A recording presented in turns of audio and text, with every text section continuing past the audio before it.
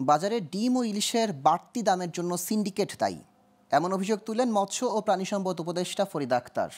অন্তর্বর্তী সরকারের 100 দিন উপলক্ষে সকালে সচিবালয়ে মৎস্য ও প্রাণী সম্পদ মন্ত্রণালয়ের অগ্রগতি ও পরিকল্পনা নিয়ে সাংবাদিকদের সঙ্গে আলাপকালে অভিযোগ করেন তিনি। উপদেষ্টা বলেন, বাজারে ইলিশের দাম কেজি প্রতি এখনও 1,500 টাকার ওপর থাকায় সাধারণ মানুষের চাহিদা মেটানো যাচ্ছে না। এজন্য সিন্ডিকেট, মধ্যস্বত্বভোগী ও দাদন ব্যবসায়ী দায়ী। চলতি বছর ইলিশের প্রজনন হার বেড়ে 54% হয়েছে জানিয়ে তিনি বলেন, 10 বছর ধরে ইলিশ রপ্তানির উপর নিষেধাজ্ঞা রয়েছে। তবে এবছর দুর্গাপূজার সময় ভারতে 3,950 মেট্রিক টন ইলিশ রপ্তানির অনুমতি দেওয়া হলেও গেছে মাত্র 665 মেট্রিক টন।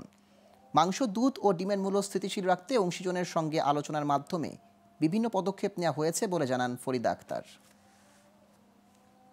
সিন্ডিকেট আছে, যে কারণেও দাম বেড়েছে। ডিমের বাজারে 7 বার হাত বদল হয়, এটা আমরা শুনেছি। এমনকি কাউরান বাজারেই এটা যারা অভিযান চালিয়েছেন তারা বলছেন আমাদেরকে দুদিকে কাজ করতে হবে। একদিকে উৎপাদনের খরচ কমানোর জন্য যা যা করতে হয় সেটা করব, অন্যদিকে যেন এই হাত বদলের ধান্দায় পড়ে যেন দাম না বাড়ে।